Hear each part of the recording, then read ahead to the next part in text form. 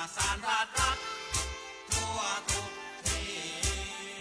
สร้างสรรค์ความสามัคคีผูกมิตรไมตรีต่างชาติทั่วไปงานศิลปะและวัฒนธรรมเผยแพร่ประจำน้อมนำชาวไทยสร้างความรักชาติความมั่นคงภายในประชาสนใจได้ฟังรายการจากสวท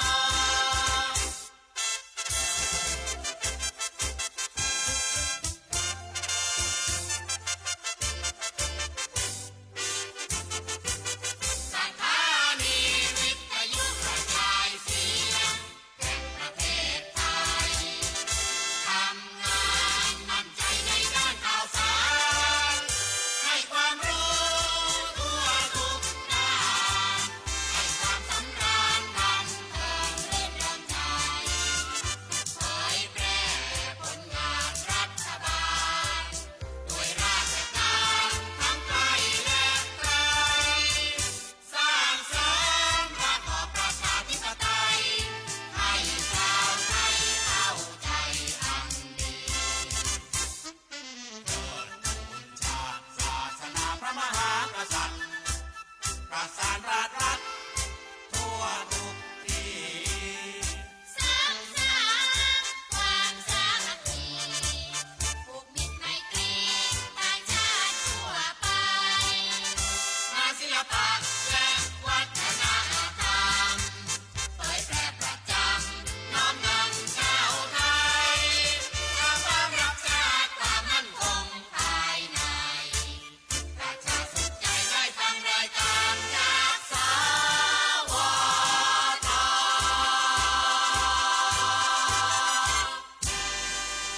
อรุณสวัสดิ์ค่ะท่านผู้ฟัง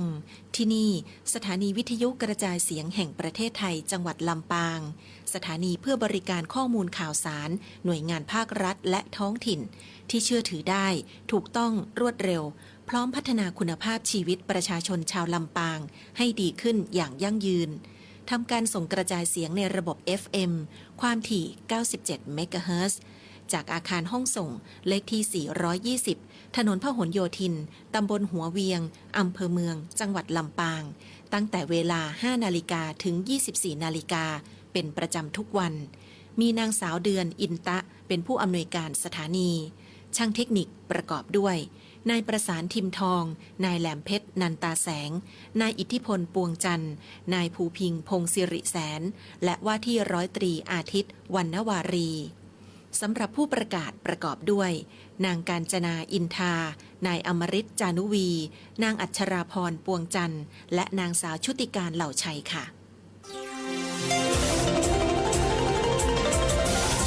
วิทยุแห่งประเทศไทยให้ความรู้คู่ความสุข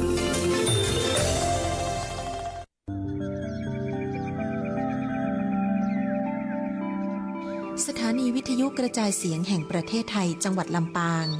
FM 97 เมกะเฮิรตซ์เสนอรายการธรรมะยามเช้า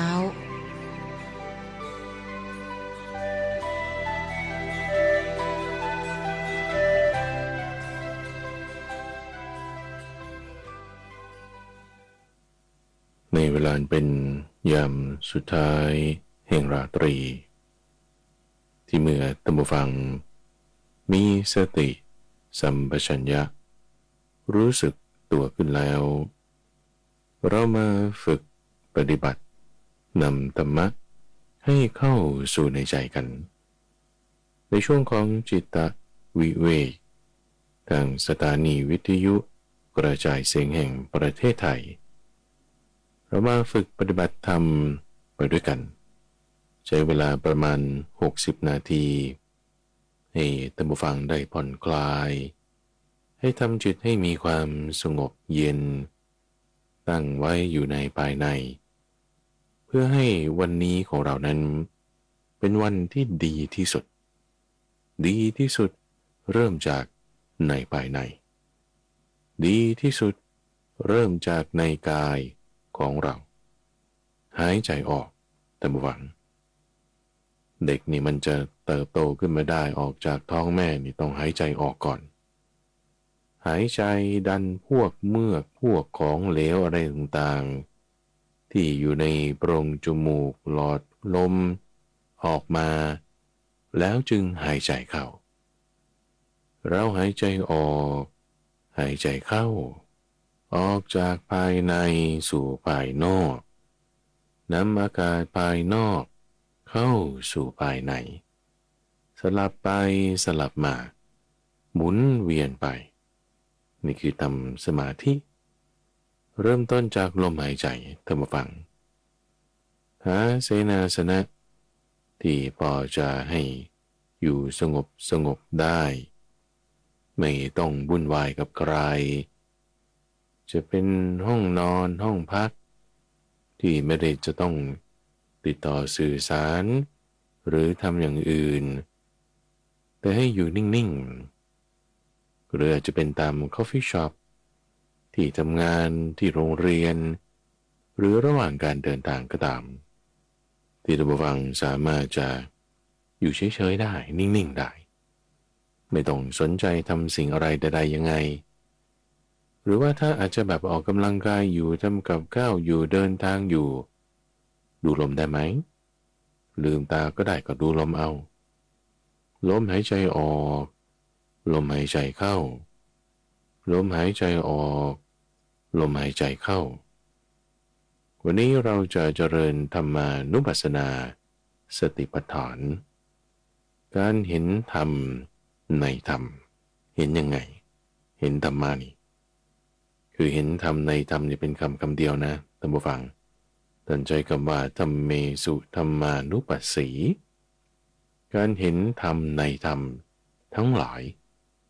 เห็นยังไงคือชื่อว่าเห็นธรรมะ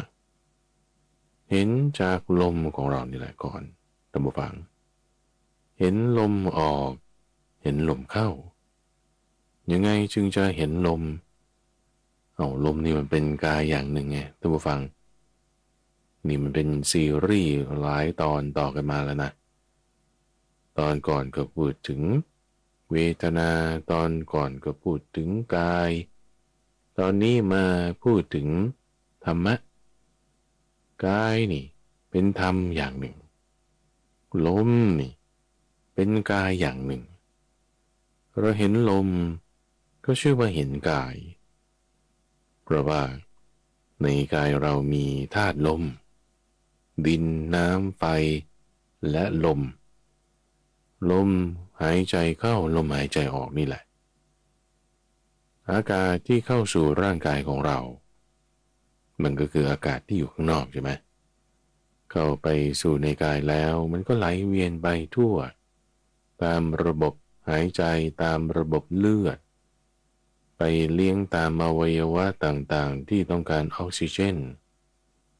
แล้วก็กลับออกมานำคาร์บอนไดออกไซด์ที่เหล่าเซลล์ทั้งหลายได้ใช้งานเสร็จแล้วผ่านกลับออกมาตามระบบเลือดระบบทางเดินหายใจจนหายใจออกไปข้างนอกในกายเรามีธาตุลมที่เราหายใจออกข้างนอกก็คือลมที่อยู่ข้างในนั่นแหละอากาศข้างนอกเป็นยังไง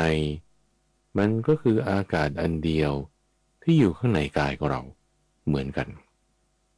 เป็นธาตุลมด้วยกันเราเห็นลมจะพัดเร็วจะพัดช้า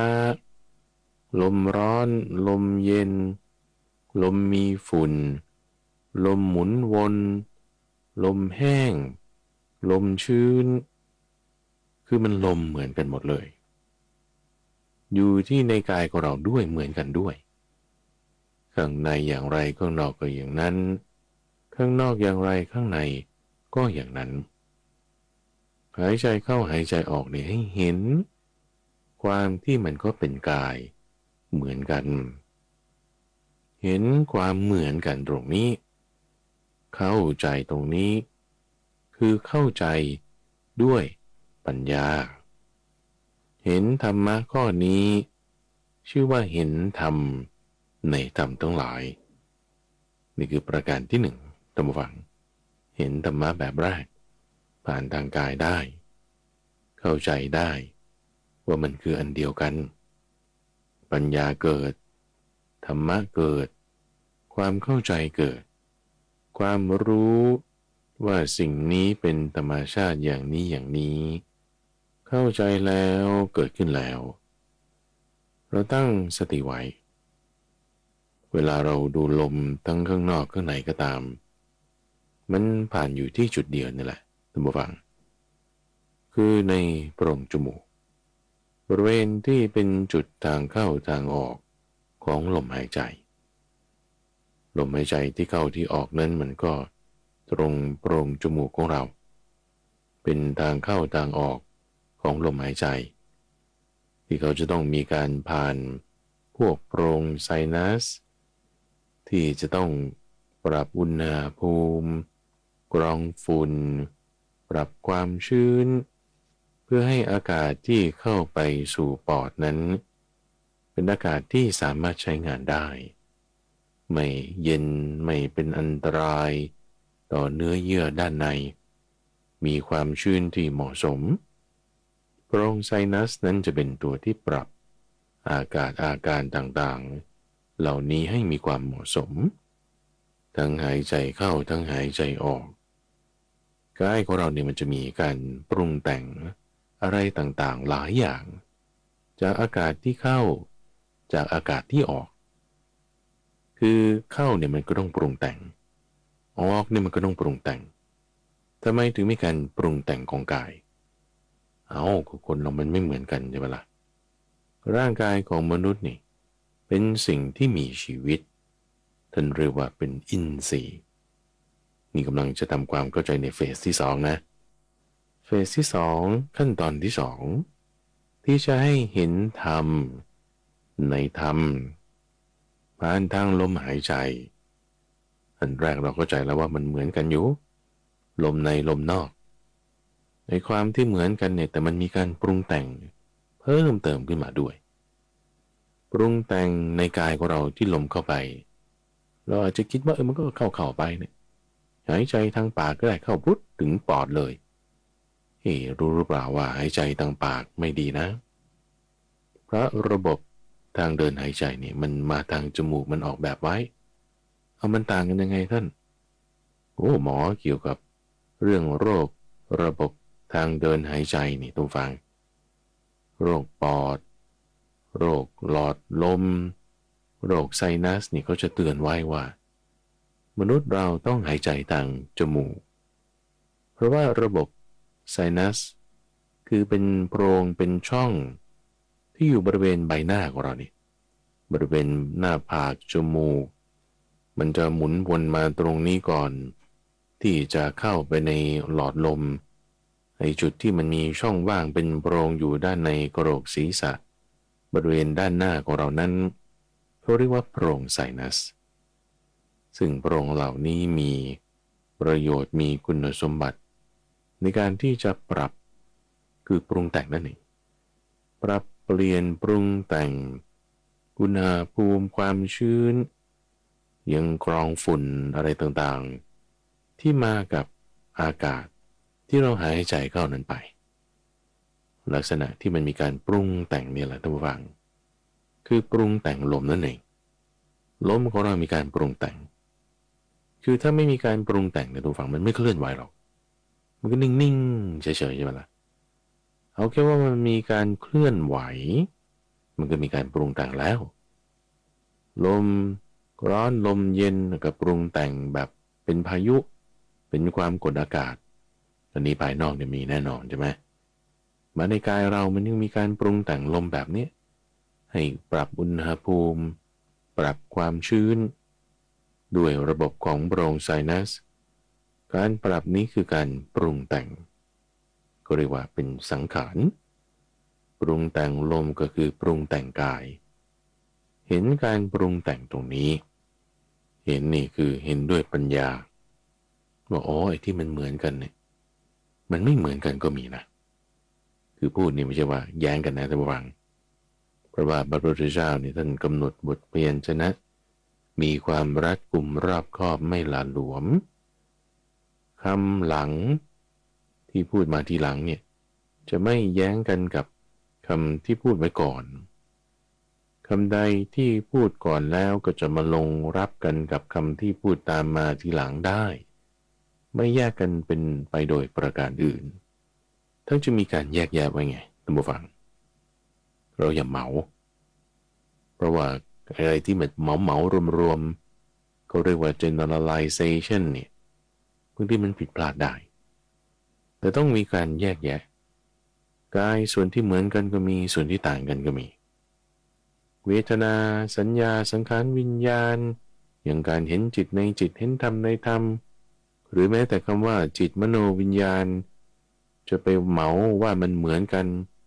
คือส่วนที่มันเหมือนกันก็มีแต่ส่วนที่มันไม่เหมือนกันมันต่างกันก็มีนะ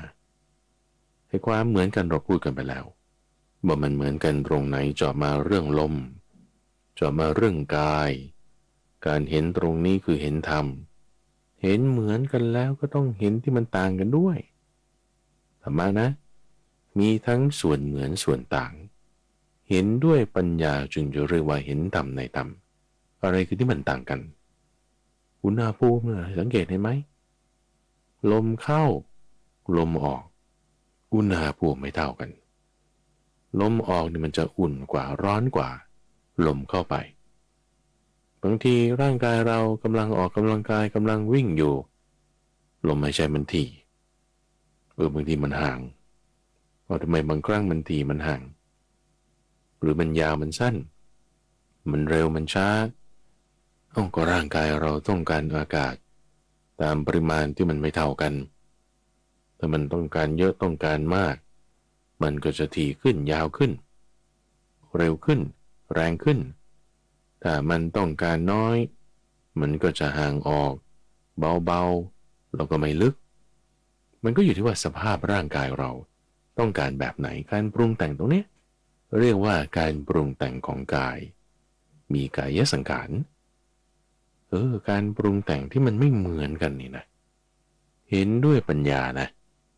เห็นว่ามันไม่เหมือนกันก็มีการเพ่งการดูการทำความเข้าใจการที่รู้ถึงตรงนี้ท่านผู้ฟังเห็นทั้งส่วนเหมือนส่วนต่างนี่มันจะเริ่มทำให้เราเข้าใจถึงว่าแบบมันไม่เหมือนกันนะคือถ้าเราจะพอใจว่ามันเหมือนกันหรือถ้าเราจะไม่พอใจว่ามันเหมือนกันต่างกันมันก็มีต่างกันแล้วเราจะไม่พอใจว่ามันต่างกันหรือจะพอใจว่ามันต่างกันเหมือนกันมันก็มีเห็นทั้งสองด้านเราจะพอใจหรือไม่พอใจหรอเห็นด้วยปัญญามันจะไปพอใจหรือไม่พอใจได้ไงเห็นกายสังขารแบบนี้เห็นการปรุงแต่งของลมแบบนี้คือชื่อว่าเห็นธรรมะอย่างนี้เห็นธรรมะจากลมหายใจท่านผู้ฟังออกเข้าออกเข้าออกแล้วไม่เข้าเป็นไงขั้นที่3ถ้ามีแต่ลมหายใจออกอย่างเดียวในปอดมันจะเหลืออะไรล่ะท่านผู้ฟังไม่ได้มันก็ตายดิก็ใช่แล้วแต่ออกอย่างเดียวไม่เข้ามันก็ตายใช่ไหมล่ะลมนี่หรือถ้าเข้าอย่างเดียวแล้วไม่ออกมันจะไปเข้าอย่างเดียวได้ไงปอดมันก็แตกเลยมันมีซี่โครงรัดอยู่มันแตกไม่ได้มันก็แน่นตึ๊บแน่นตึ๊บเอาลมเข้าอย่างเดียวไม่ออกมันก็ไม่ได้นะมันก็ต้องไหลเวียนออกมา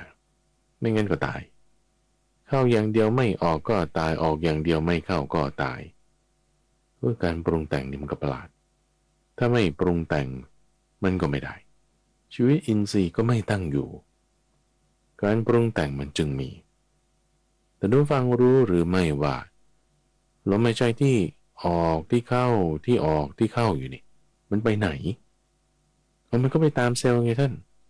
ไปตามเซลล์ไปตามร่างกายจุดที่มันต้องการลมต้องการออกซิเจนใช่ไหมล่ะอันนี้เราเรียนรู้จากวิชาชีววิทยาสมัยมัธยมได้เขาสอนมามันไปเพื่ออะไรมันก็เผาผลาญอาหารไงท่านเผาผลาญอาหารให้เกิดเป็นความร้อน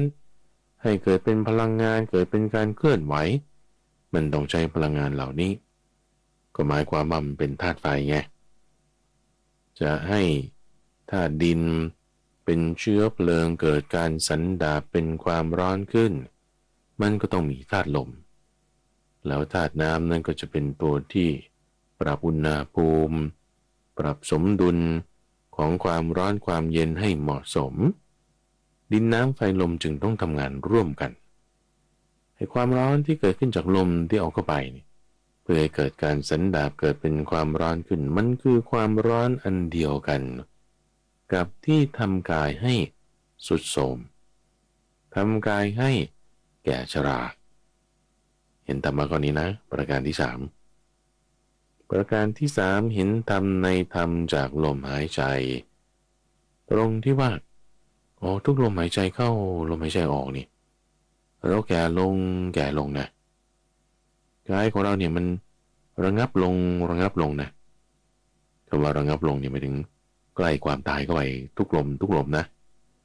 ระงับไงคือตายแอ้งแม่งเลย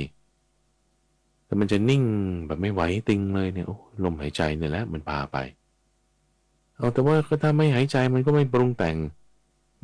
งชีวิตมันก็อยู่ไม่ได้อีกก็ใช่แล้วถ้ามันไม่มีการปรุงแต่งมันก็ไม่เป็นอินทรีย์คือชีวิตขึ้นมาแต่การปรุงแต่งเนี่ยมันก็ทำให้การปรุงแต่งเนี่ยมันระงับ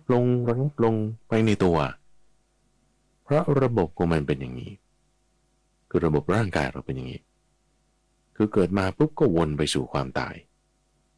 เกิดตายเกิดลมหายใจออกหายใจเข้าหายใจออกมันวนไปอย่างนี้วัฏจักรที่เวียนวนไปเนี่ยมันมีทุกวงรอบทุกฝั่งอยู่ที่มันจะรอบเล็กหรือรอบใหญ่รอบเล็กนี่ก็ลมหายใจเข้าหายใจออกเร็วหน่อยรอบกลางนี่ก็เนี่ยกินอาหารเนี่ยกินไปแล้วก็ถ่ายเสร็จแล้วไม่กินได้ไหมกินมื้อเดียวแล้วก็อยู่ไป3 ปีไม่ได้วันรุ่งขึ้นก็ต้องกินอีกแล้วก็ถ่ายอีกวันรุ่งขึ้นก็ทำไงก็กินอีกเดี๋ยวก็วนรอบเหมือนกันวนรอบรายวันแต่ละปีผ่านฤดูฝนฤดูร้อนฤดูหนาวผ่านไปเนี่ยก็แก่ลงทุกรอบจนรอบใหญ่เนี่ยคือรอบของชีวิตนี่ก็ใช่อีกเหมือนกันปรุงแต่งยังไงมันก็ต้องระงับไปอย่างนั้นเราเห็นการปรุงแต่งแล้วให้เห็นการระงับของการปรุงแต่งนั้นด้วยนี่ประการที่3นะท่านผู้ฟังนะประการที่1คือเห็นความเหมือนกันว่ากายคือลมคือกายเห็นด้วยปัญญานั่นคือเห็นธรรมในธรรมประการที่2เห็นการปรุงแต่งของกายมันไม่อยู่นิ่งมันเปลี่ยนแปลงไปมามีการปรุงแต่งเห็นการเปลี่ยนแปลงเห็นความไม่เหมือนเห็นความต่างแล้วก็เห็นธรรมในกายในลมต่อมาอีกว่าที่มันปรุงแต่งเนี่ยมันจะไปสู่ความระงับสักวันใดวันหนึ่งตอนนี้เองก็ดูเหมือนกันละเราสังเกตดูเนี่ยจิตเราสงบลงไปในตัวท่านผู้ฟังจิตใจเป็นอย่างไรมันก็มีผลต่อกายเหมือนกันตรงที่ว่าการปรุงแต่งของกายเราก็จะระงับลงกิจกรรมทางกายมันจะเบาบางลงระงับลงอัตราการใช้ลมหายใจก็จะน้อยลงลมหายใจก็จะแผ่วเบาลงหรือถ้าดูรอบใหญ่หายใจออกหายใจเข้ากายเราก็จะเข้าสู่ความระงับนั่นคือความตายสักวันใดวันหนึ่งเห็นความระงับของกายทั้ง2ในยานี้นั่นคือประการที่3ทำการศึกษาฝึกฝนให้เห็นการปรุงแต่งทางกายระงับแบบนี้คือมันอาจจะไม่ได้ระงับต่อหน้าต่อตาเราเช่นว่าลมหายใจเบาลงก็ตามนะบางคนอาจจะแบบขับรถอยู่ทำนั่นนี่อยู่แต่ให้เข้าใจด้วยปัญญาเพ่งเฉพาะถึงลมหายใจที่เข้าที่ออกสังเกตดูด้วยแง่มุมนี้ว่าลมนี้มันจะเข้าสู่ความระงับมันกำลังเข้าสู่ความระงับมันเข้าสู่ความระงับแล้วตามลำดับขั้นของเขาแม้แต่ว่าในตัวมันเองออกเข้าเนี่ยเวลาออกมันออกอย่างเดียวที่ไหนล่ะคนจะหายใจออกไม่ได้เดี๋ยวปอดแหกไม่ได้มันก็ต้องเข้า ตอนที่ว่าท้ายๆของลมหายใจออกมันจะหยุดไปนี่มันจะเข้ามันต้องหยุดนิดหนึ่งนั่นก็ระงับของลมหายใจออกหรือลมหายใจเข้าคุณจะหายใจเข้าฟื้นแบบไม่หยุดเลยเหรอมันก็ไม่ได้มันก็ต้องระงับไปตอนท้ายๆเนี่ยนะอันนั้นก็ระงับแล้วกายระงับนะนั่นน่ะลมหายใจเข้านะมันก็ต้องหยุดถึงจุดที่มันหยุดบางคนอาจจะปอดใหญ่หน่อยใช่ไหมอาจจะแบบว่าใช้เวลาได้เยอะนี่ก็แบบมันก็ต้องเป็นหน่วยวินาทีนะทุกฝั่งก็อาจจะเป็นหน่วยนาทีแต่มันต้องมีจุดที่มันจะบางไประงับไปเบาไป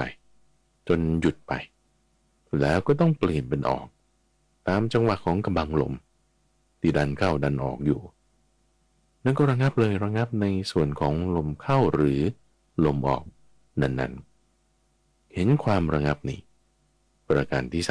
3ไม่ว่าจะวงรอบเล็กหรือวงรอบใหญ่การเห็นกายที่ระงับอย่างนี้เรียกว่าการเห็นธรรมในธรรมทั้งหลายธรรมะมันมีหลายข้อไงไล่มาตั้งแต่1 2 3นี่มันทั้งหลายแล้วเนี่ยเราเห็น3อย่างมันยังมีต่อไปอีกตัวฟังเวลาเราสังเกตดูลมออกลมเข้าลมออกลมเข้าการสังเกตดูเฉยๆในตัวฟังเรียกว่าสติแปลว่าการระลึกได้การระลึกถึงลมเข้าลมออกนั่นคือการมาสังเกตดูลมที่เข้าลมที่ออกพอเรามีสติตั้งไว้อยู่ตรงไหนในที่นี้คือลมหายใจความเพลินไปตามอารมณ์ความรู้สึกเสียงภาพความคิดนึกมันจะลดลงทำไมท่านก็มันตรงข้ามกันไงความเพลินตรงข้ามกับสติคือความระลึกได้ถ้าระลึกได้ก็คือไม่ลืมไงแต่นึกไม่ได้มันก็ลืมใช่ไหมล่ะแต่พอนึกได้ก็คือไม่ลืมก็คือไม่เผลอก็คือไม่เพลินไงความไม่เพลินก็คือสติไงแต่ถ้าเพลินก็คือเผลอก็คือลืมก็คือระลึกไม่ได้ไงระลึกถึงลมไม่ได้ลืมไปนั้นก็เพลินไปแล้วแต่ถ้าเรานึกถึงลมได้อันนั้นก็ไม่เพลินแล้วไง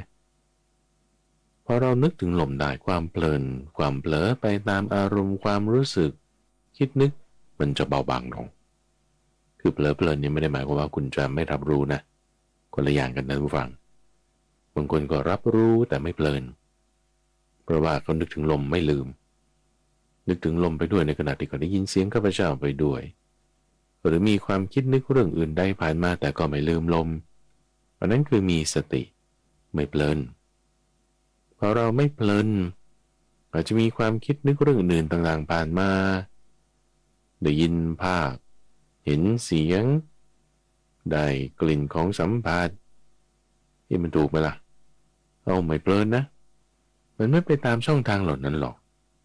เสียงมันจะเข้าตาได้ไงมันไม่ได้เพราะเราไม่ได้ใส่ใจมันอยู่แล้วใช่ไหมล่ะเราใส่ใจแต่ลมพอไม่เพลินไปไม่เผลอไปจิตเป็นยังไงระงับลงสิท่านระงับลงเลยจิตก็ระงับลงกายระงับอยู่แล้วนะ2 นัยยะตามที่ว่าไปจิตก็ระงับด้วยทำไมจิตมันถึงระงับลงได้นะเอาก็เพราะว่ามันไม่ได้แส่สายซุ่มซ่ามเผลอเพลินเซาะแซะเจาะแจ๊ะไปตามเสียงตามภาพไงเราทำไมถึงไม่เป็นอย่างนั้นนะเอาก็เพราะมันมีสติไงมันไม่เพลินไปไอ้ความที่จิตระงับลงเนี่ยท่านผู้ฟังเขาเรียกว่ามันจะแบบว่าเริ่มเป็นสมาธิจิตเริ่มเป็นสมาธิมีการปรุงแต่งของจิตระงับลงคือจิตที่แบบว่ามันจะไปแส่สายหาสิ่งนั้นสิ่งนี้เนี่ยเรียกว่าเป็นการปรุงแต่งของจิตที่ก็จะออกมาในรูปแบบของการรับรู้เป็นวิญญาณหรือความหมายรู้เป็นสัญญาหรือเป็นความคิดนึกทำอารมณ์นั่นนี่ แต่พอเราแบบว่ารู้อยู่แต่ว่าแบบก็ไม่สนใจนะพอเราไม่ตรีตรึกใส่ใจไปทางไหนจิตเราก็ไม่น้อมไปทางนั้นพอจิตเราไม่น้อมไปทางไหนสิ่งนั้นก็จะอ่อนกำลังลงมีพลังลดลงเสียงภาพอะไรต่างๆที่มันแบบว่าจะมาให้เราได้เข้าไปเพลิดเพลินอะไรต่างๆนี่ด้วยความที่เราก็ไม่ได้ใส่ใจไปในมันแต่ใส่ใจอยู่กับลมนี่สิ่งเหล่านั้นก็จะลดพลังลงในการที่จะดึงเราเข้าไปหาเข้าไปเกลือกลั้วในสิ่งนั้นลดลงลดลงเบาบางลงเบาบางลง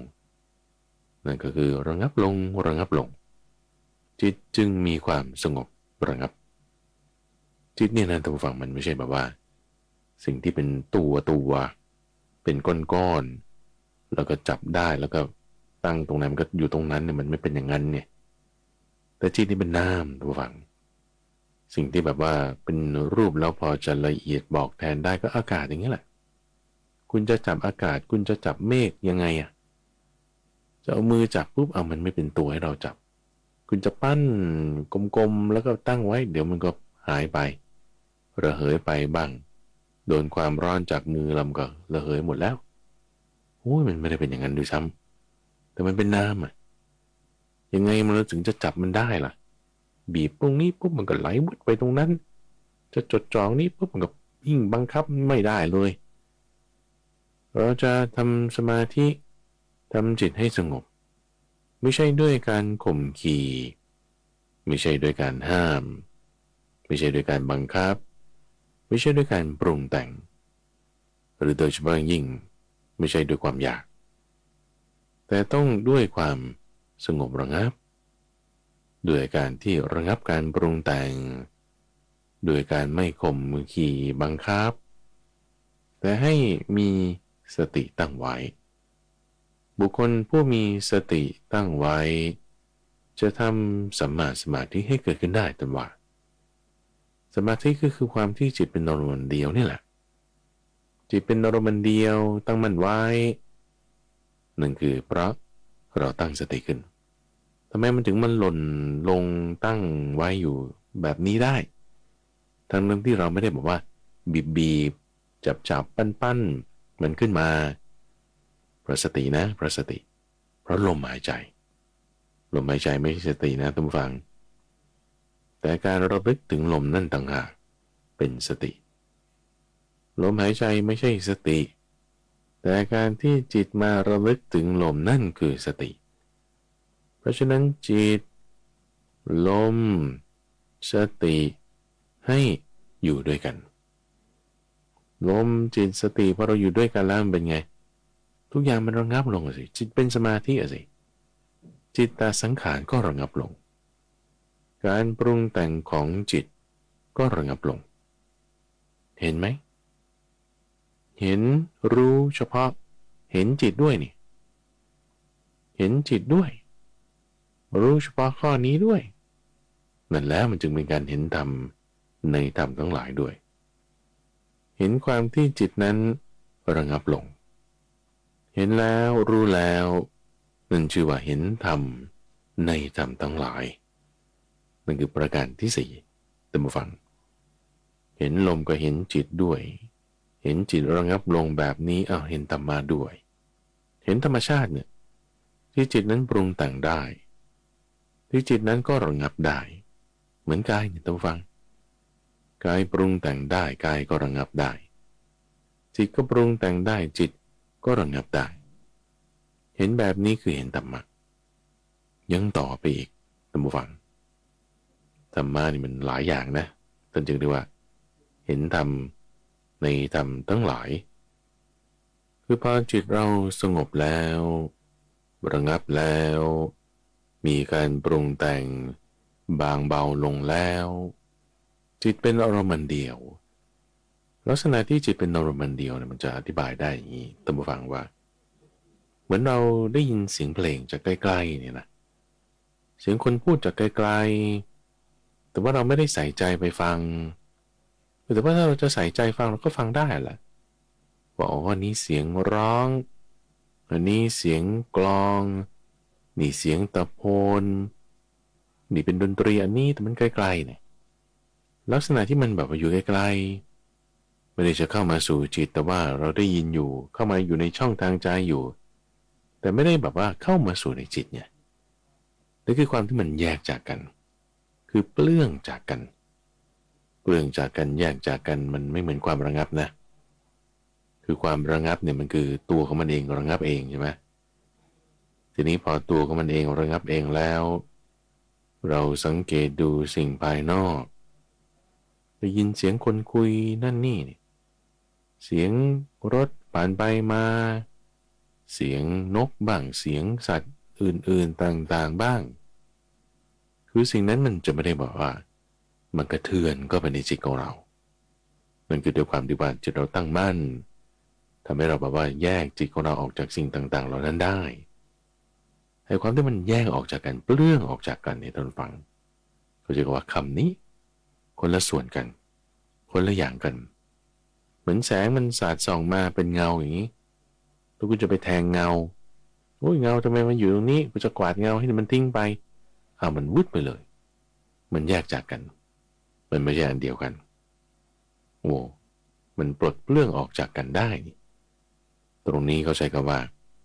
เห็นจิตที่ปลดเปลื้องอยู่หายใจออกอยู่นะหายใจเข้าอยู่นะเราหายใจอยู่นะท่านผู้ฟังเราไม่ได้หายใจอยู่เนี่ยเราก็ตายไปแล้วใช่ไหมล่ะแต่เรายังหายใจอยู่แต่อาจจะเบาบางอาจจะมากอาจจะน้อยก็ตามแล้วแต่กิจกรรมของร่างกายอย่างที่ว่าไปนั่นคือการปรุงแต่งทางกายมีการปรุงแต่งอยู่มันมีชีวิตอยู่จิตมีความระงับลงเห็นจิตแบบนี้ก็ชื่อว่าเห็นธรรมะจนเห็นตัวเองด้วยคือตัวจิตแล้วนี่เห็นสิ่งอื่นของตัวจิตด้วยเห็นสิ่งอื่นของตัวจิตนั้นหมายถึงมันไม่เนื่องกันมันแยกจากกันเหมือนดอกบัวกับน้ำนี่ทุกฝังดอกบัวเกิดจากขี้ตมเกิดจากน้ำก็จริงแต่เวลามันโดนกันเนี่ยมันไม่เนื่องกันมันแยกจากกันคือโดนอยู่แต่มันแยกกันคำว่าเปลื้องกันมันก็แยกกันนี่มันคือแบบนี้แยกกันเห็นอย่างนี้อันนี้ก็ชื่อว่าเห็นธรรมในธรรมนะทำไมถึงชื่อว่าเห็นธรรมในธรรมท่านเราก็ไม่คนละส่วนกันไงแล้วเมื่อก่อนเป็นยังไงปกติมันจะเป็นอย่างนี้ว่าพอเราชอบสิ่งไหนจิตมันจะไปกลัวในสิ่งนั้นนะเช่นเราชอบดนตรีนี้เราชอบอาหารนี้แหมชอบรสนี้ชอบฟังเสียงนี้พอเขาพูดมาร้องมาเล่นมาให้เราชิมมาเนี่ยแม่มันชอบเนี่ยจิตมันก็ไปกลัวคลุกคลีเลยกลัวนี่คลุกคลีคือเพลินไปไงเพลินไปลุ่มหลงไปบางทีก็จะโดยโมหะด้วยว่าฉันมีสติอยู่นะแต่ก็เพลินไปนั่นแหละมีสติแบบด่าคนใช่ไหมมันจะไปใช่ที่ไหนมันก็มีสติไม่เต็มที่มันก็ไม่ถูกแต่ว่าถ้าเรามีสติเต็มที่จริงๆเราไม่ด่าคนหรอกที่ด่าได้นะเพราะว่าจิตมันกลัวไปบ้างเผลอไปบ้างไงคือไม่ละเอียดไงยังไม่เป็นอินทรีย์ภาวนาชั้นเลิศนะแต่ถ้าเลิศจริงๆตรงฝั่งมันแยกออกจากกันเนี่ยเหมือนดอกบัวใบบัวโดนน้ำโดนอยู่แต่ว่าไม่เนื่องกันมันแยกกันหรือแม้แต่ความเกลียดก็ตามความไม่ชอบใจเนี่ยเมื่อสักครู่พูดถึงความชอบใจก็เข้าไปคลุกคลีเกลือกลัวเลยความคลุกคลีเกลือกลัวนั้นก็อยู่ในความโกรธด้วยเหมือนกันเพราะว่าถ้าไม่พอใจมันก็อันเดียวกันอยากที่จะไม่ได้อย่างนั้นจิตมันก็ไปเหมือนกันดูฝั่งจิตมันก็ไปในลักษณะที่ว่าเกลือกลัวไปตามความไม่พอใจเหมือนกันดูฝั่งเดี๋ยวมันไปอย่างนั้นเพราะอะไรเพลินไปลืมลมไปเพลินไปมันก็ไม่เปลื้องกันไม่แยกจากกันแต่พอเรามีสติแล้วจิตสงบระงับแล้วจิตเป็นอารมณ์เดียวแล้วเห็นสิ่งภายนอกเนี่ยมันก็แยกกันไปอย่างที่ว่ามันไกลๆกันมันห่างจากกัน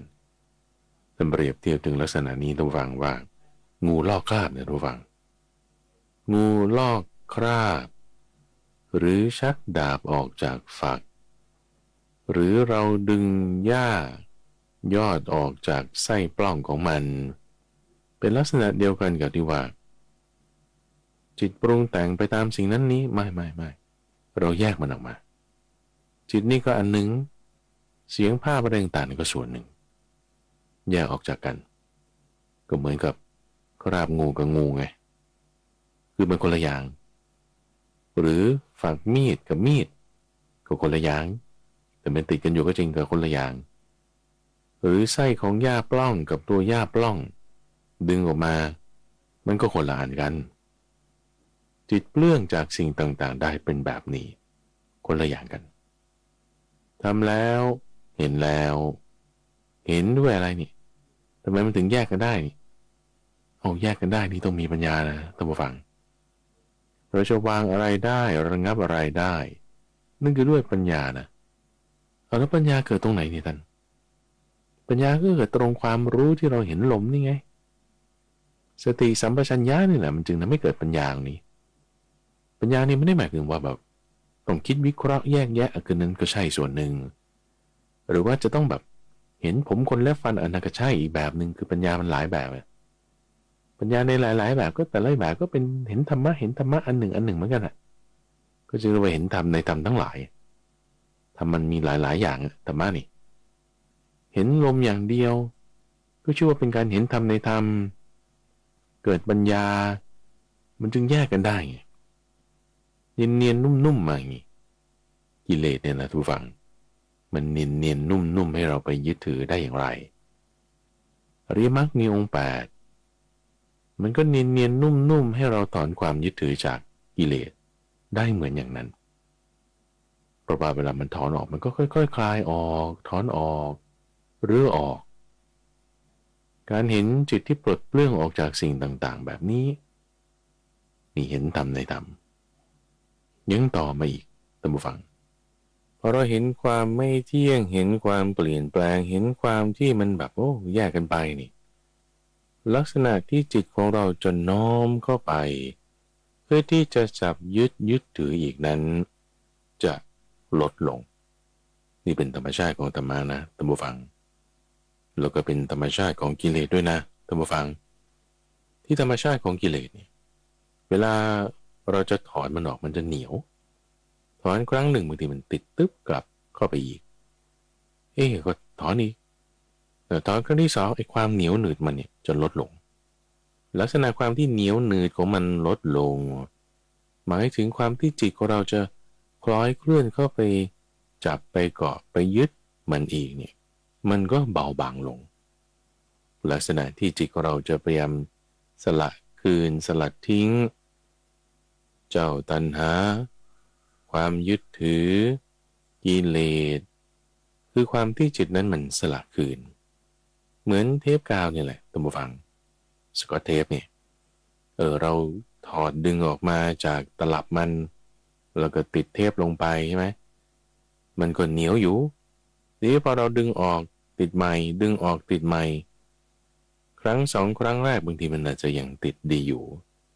แต่พอ3ครั้ง4ครั้งนานไปมันเหนียวลดลงจนกระทั่งว่าหลุดออกได้เลยเหมือนกันตำวังจิตของเรานี่ไล่เรียงมานะเราเห็นธรรมโดยความที่เห็นลมผ่านทางกายมีการปรุงแต่งของกายมีการปรุงแต่งของจิตทำการปรุงแต่งของกายให้ระงับทำการปรุงแต่งของจิตให้ระงับเห็นแล้วจิตมีความระงับลงสงบเย็นลงความที่จิตมันแยกออกจากสิ่งเหล่านั้นก็เกิดขึ้นเป็นวิโมกข์เป็นความแยกออกจากกันเป็นวิมุตติคือความพ้นนี่คือมันก็ว่ามันแยกออกแล้วทีนี้ถ้าเราเผลอสติเมื่อไหร่บางทีลืมลมหรือว่าออกจากสมาธิแล้วแม่ก็ยังจะไปกินไปเที่ยวไปดื่มไปเล่นถ้าเจอเพื่อนชั่วเพื่อนไม่ดีไปทางโน้นไอ้ความที่จิตพอเราได้วิโมกข์คือความพ้นวิมุตติคือความปลดเปลื้องออกมันจะทำให้ค ความที่เราจะยินดีพอใจในความปรุงแต่งของกายความปรุงแต่งของจิตความปรุงแต่งไปตามทางตาหูจมูกลิ้นและกายนั้นมันจะลดลงเป็นธรรมชาติอันหนึ่งท่านผู้ฟังที่ว่าอะไรก็ตามที่เราฝืนมันจะต้านอะไรก็ตามที่เราฝึกเราทำมันจะดีขึ้นเหมือนกันที่ว่ากิเลสเนี่ยถ้าเราฝืนพยายามบีบคั้นบีบบังคับมันจะยิ่งต้านแต่ถ้าเราไม่ฝืนมันไม่ฝืนนี่คือไม่ใช่ว่าปล่อยตามนะไม่ฝืนไม่ตามแต่ตั้งสติไว้เดี๋ยวมันอ่อนกำลังลงเองเราไม่ส่งจิตไปทางไหนสิ่งนั้นมันก็อ่อนกำลังไงเราไม่ตรึกไปทางไหนจิตมันก็ไม่ส่งไปทางนั้นแหละจิตเราไม่ส่งไปทางไหนสิ่งนั้นก็อ่อนกำลังพอเราไม่ส่งจิตไปตามเรื่องเสียงความคิดนึกต่างๆสิ่งนั้นก็อ่อนกำลังไปจิตเราส่งไปทางไหนสิ่งนั้นก็มีพลังนะเราตรึกไปทางไหนจิตเราก็ส่งไปทางนั้นจิตเราไปทางไหนสิ่งนั้นก็มีพลังในที่นี้จิตเรามาอยู่กับลมคือกายคือเห็นกายในกายจิตเรามาอยู่กับความรู้สึกเฉพาะหน้าเห็นเวทนาก็ชื่อว่าเห็นเวทนาในเวทนาทั้งหลายจิตเราสงบเป็นอารมณ์อันเดียวก็ชื่อว่าเห็นจิตในจิตด้วยการที่เรามาเพ่งเฉพาะซึ่งจิตของเราอย่างนี้เพ่งเฉพาะซึ่งกายของเราอย่างนี้เห็นด้วยปัญญาอย่างนี้มันจะเรียกอะไรได้ล่ะท่านผู้ฟังนอกจากเห็นธรรมในธรรมถูกไหมเห็นด้วยปัญญาคือเห็นธรรมในธรรมทั้งหลายเห็นด้วยปัญญาว่าสิ่งเหล่านี้มีความเกิดขึ้นมีความดับไปมีความเปลี่ยนแปลงไปเป็นธรรมดากายสังขารใช่ไหมเปลี่ยนแปลงนะเป็นสังขารคือการปรุงแต่งมันไม่อยู่นิ่งจิตตสังขารใช่ไหมจิตแล้วมันมีการปรุงแต่งเปลี่ยนแปลงเดี๋ยวเป็นความคิดนึกเดี๋ยวเป็นสัญญาหมายรู้เดี๋ยวเป็นความรู้สึกสุขทุกข์บางทีมันก็สงบได้ด้วยนะระงับลงไปมีความปรุงแต่งมีความไม่เที่ยงเป็นธรรมดาเห็นความไม่เที่ยงอย่างนี้แล้วจิตจะคลายกำหนัดเนี่ยท่านผู้ฟังคลายกำหนัดหมายถึงถอนออกท่านเปรียบเหมือนเวลาเราใช้ไฟไปรนเข้ากับขนไก่หรือว่าผ้าไหมเนี่ยมันจะไม่ได้ม้วนเข้าหาไฟนะหรือว่าขนไก่นั้นนะมันจะม้วนออกจากไฟเราเผาอีกด้านหนึ่งพลิกด้านไปมันก็ม้วนออกอีกด้านหนึ่งมันจะไปคนละด้านกันจิตของเราเนี่ยถ้าเผื่อว่าตั้งไว้พิจารณาเห็นถึงความไม่เที่ยงด้วยสมาธิแล้วจะทำให้มันถอนออกสนใจคำว่าปฏินิสสักขะคือคลายคืนสลัดคืนที่จะน้อมกลับเข้าไปยึดถือเหมือนเดิมนั้นจะเบาบางลงลักษณะนี้คือเห็นธรรมในธรรมท่านบอกว่าเป็นผู้เข้าไปเพ่งเฉพาะเป็นอย่างดีคำนี้หมายถึงสติเห็นการละอภิชฌาคือความเพ่งเล็งและโทมนัสคือความเสียใจทั้งหลายด้วยปัญญาโสยันตังอภิชฌาโทมนัสสานังปหานังปัญญายะดิสวาสาทุกังอัจจุเปกิตาโหติเห็นอย่างนี้ชื่อว่าเป็นผู้เห็นธรรมในธรรมทั้งหลายอยู่เป็นประจำตัสมาติหะภิกขเวธัมเมสุธัมมานุปัสสีเห็นธรรมในธรรมแบบนี้ก็เห็นอริยสัจสี่นั่นแหละท่านผู้ฟังเห็นอริยสัจสี่คือทุกข์เหตุเกิดทุกข์ความดับไม่เหลือแห่งทุกข์และทางดำเนินให้ถึงความดับไม่เหลือแห่งทุกข์เห็นอริยสัจสี่ตรงไหนในสติปัฏฐานสี่ตรงไหนในกายตรงไหนในเวทนาตรงไหนในจิต ตรงไหนในธรรมะก็ตรงสตินั่นแหละ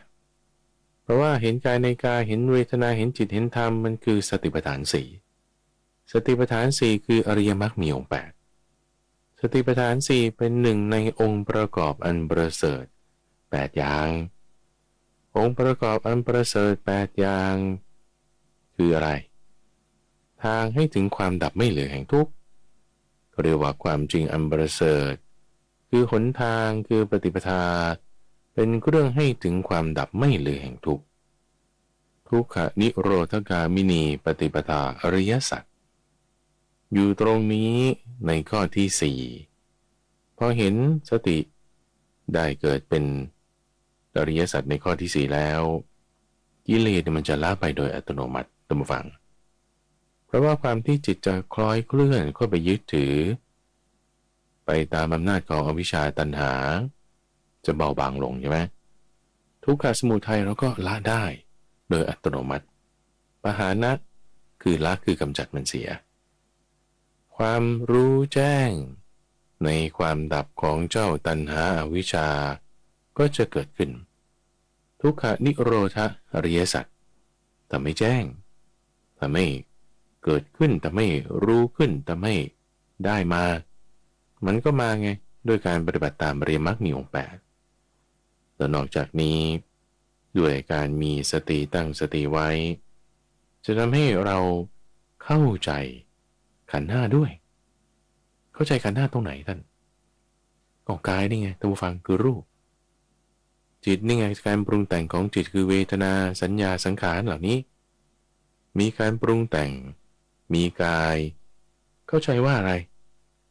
เข้าใจว่าสิ่งเหล่านี้มีความเกิดขึ้นเป็นธรรมดามีความดับไปเป็นธรรมดามีความเปลี่ยนแปลงไปเป็นอย่างอื่นเป็นธรรมดาเข้าใจเนี่ยคือไม่ใช่ว่ายินดีหรือยินร้ายไปตามเข้าใจเนี่ยไม่ใช่ว่าพยายามละหรือพยายามทำให้มันมาก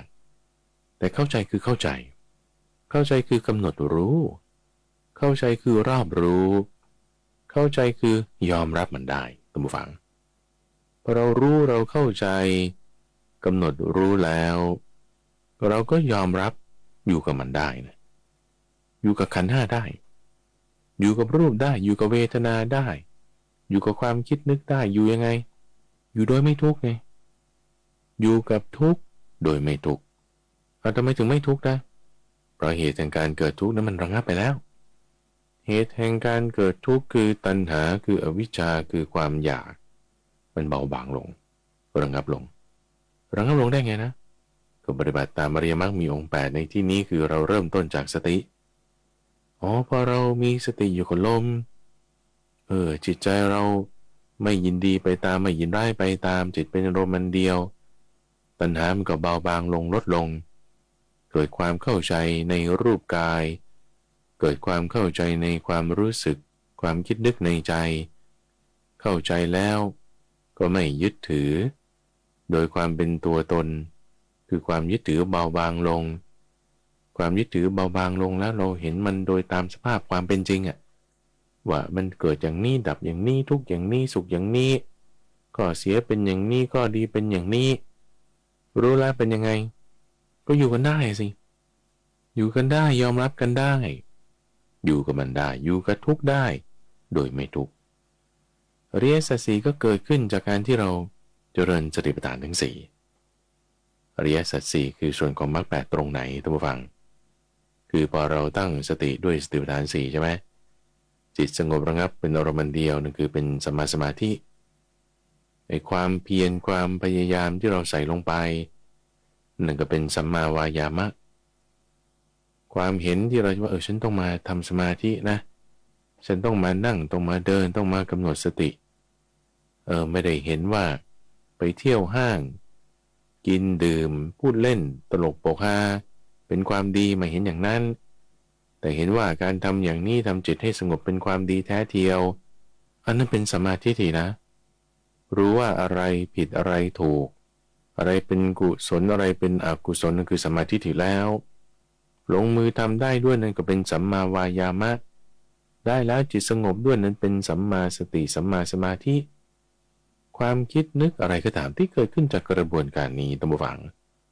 ความคิดนึกเหล่านั้นก็เป็นสัมมาสังกัปปะกายวาจาและอาชีวะก็บริสุทธิ์มาอยู่ตอนนี้ก็เราไม่ได้ไปเที่ยวฆ่าสัตว์ไม่ได้พูดกับใครการดำเนินชีวิตของเราก็อยู่เฉยๆอย่างนี้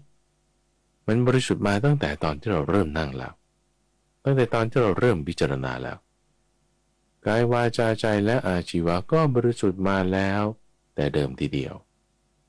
รวมไปรวมมานับนี้ได้8แล้วนะ2อย่างแรกคือสัมมาทิฏฐิสัมมาสังกัปปะอันนี้ได้ละ3อย่างถัดมาคือสัมมาวาจาสัมมากัมมันตะสัมมาอาชีวะอันนี้ก็ได้ด้วยเพราะบริสุทธิ์มาอยู่ตั้งแต่แรกแล้วสัมมาวายามะสัมมาสติสัมมาสมาธิก็ทำอยู่ตอนนี้ด้วยอาการอย่างนี้มรรค8เกิดขึ้นอริยสัจ4เกิดขึ้นอยู่ภายใต้ทั้งหมดนั้นด้วยลมหายใจของเราด้วยกายด้วยเวทนาด้วยจิตด้วยธรรมเพราะฉะนั้นท่านผู้ฟังในหัวข้อเรื่องของอริยสัจสี่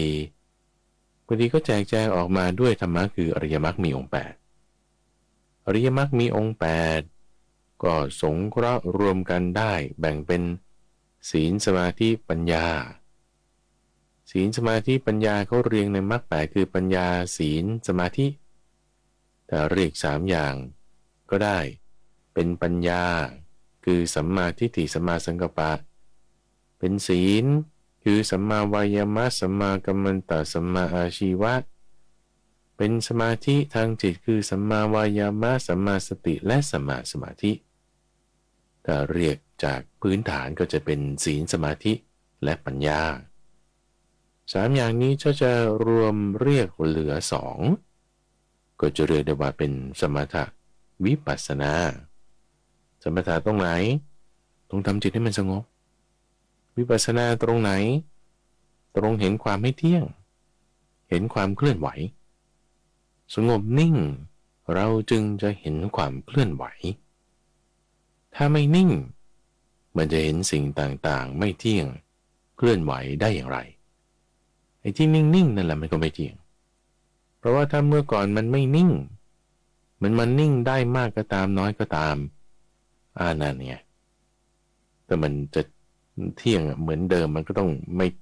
สงบเหมือนเดิมไปตลอดสิแต่พอมันสงบได้บ้างมันไม่เที่ยงไงแล้วไอ้ที่สงบได้ก็ไม่ใช่จะอยู่ตลอดด้วยนะบางทีมันก็ไปฟุ้งซ่านบ้างง่วงบ้างมีความคิดนึกต่างๆบ้างมันก็ไม่เที่ยงจริงๆเนี่ยเห็นความจริงข้อนี้ในความที่มันทนอยู่ไม่ได้เนี่ยคือเห็นทุกข์นะคือเห็นวิปัสสนานะเป็นสายที่เรียกว่าเป็นทุกขาปฏิปทา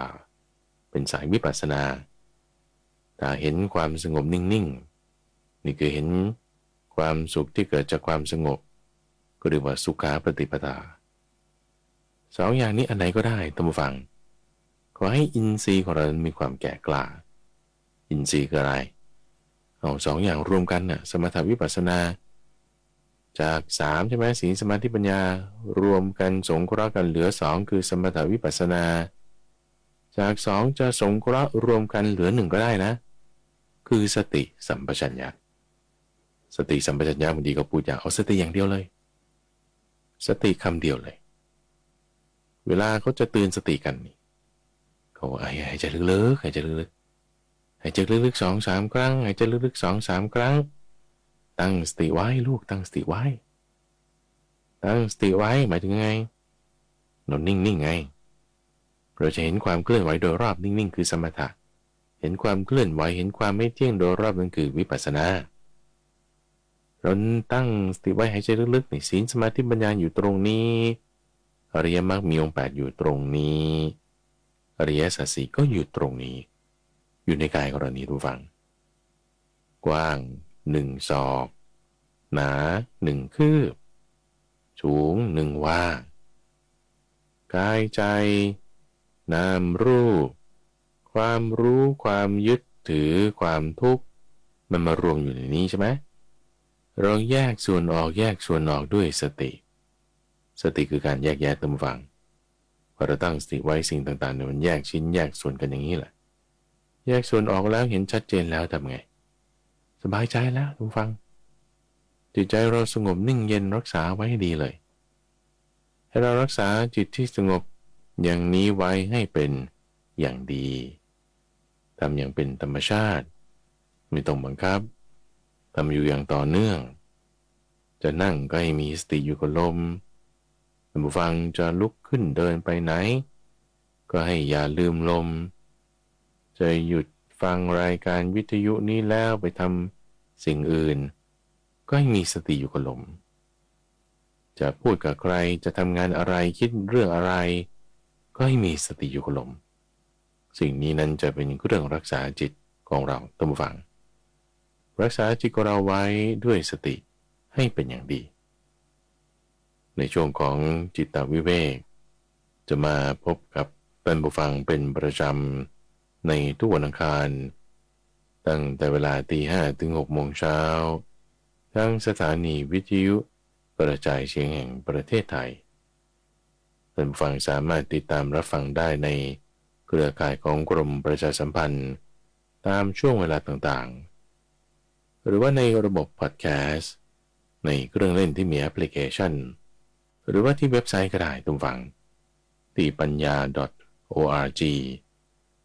panya.org รายการนี้จัดโดยมูลนิธิปัญญาภาวนาซึ่งมีข้าพเจ้าพระมหาไพบูลย์อาภีปุณโญเป็นผู้ดำเนินรายการแล้วพบกันใหม่ในวันพรุ่งนี้เจริญพร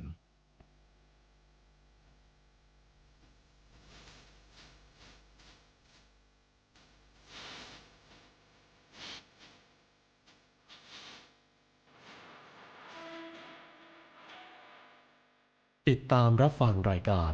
ธรรมรับอรุณได้เป็นประจำทุกวันทางสถานีวิทยุกระจายเสียงแห่งประเทศไทยกรมประชาสัมพันธ์ FM 92.5 เมกะเฮิรตซ์และ AM 891 กิโลเฮิรตซ์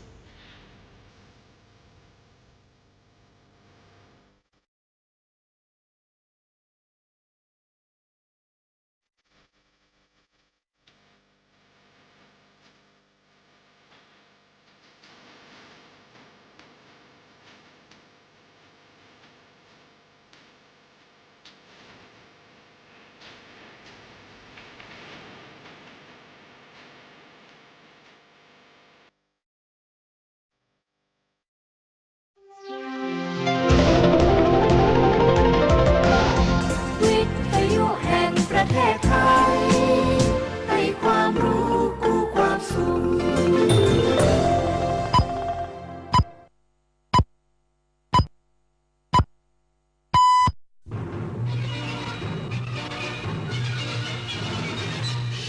สถานีวิทยุกระจายเสียงแห่งประเทศไทยและเครือข่ายทั่วประเทศเสนอข่าวต้นชั่วโมงรู้เร็วรู้จริงเกาะติดทุกสถานการณ์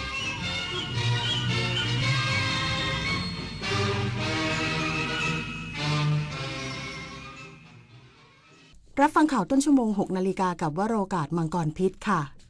ผู้บัญชาการตำรวจแห่งชาติระบุขณะนี้ทราบกลุ่มผู้ก่อเหตุคาร์บอมหน้าแฟลตตำรวจสถานีตำรวจภูธรบันนังสตาที่จังหวัดยะลาแล้วอีกสักครู่กลับมาติดตามรายละเอียดค่ะ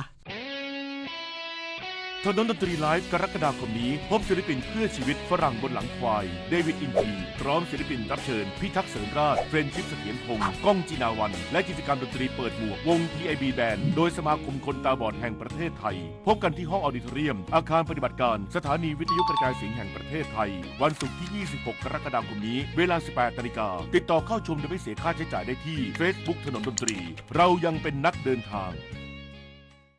ประสบการณ์ของเบลล่ากับยาสีฟันเทพไทยตอนนี้คนนิยมใช้ยาสีฟันเทพไทยกันเยอะมากคนรอบตัวเบลก็ใช้กันหมดเลยนะคะยาสีฟันเทพไทยใช้นิดเดียวปากสะอาดมากดีต่อเหงือกและฟันจริงๆยาสีฟันเทพไทยใช้นิดเดียวปากสะอาดช่วยดูแลสุขภาพทั้งช่องปากดีต่อเหงือกและฟันลดคราบหินปูนชากาแฟบุหรี่ลดกลิ่นปากยาสีฟันเทพไทยใช้นิดเดียวปากสะอาด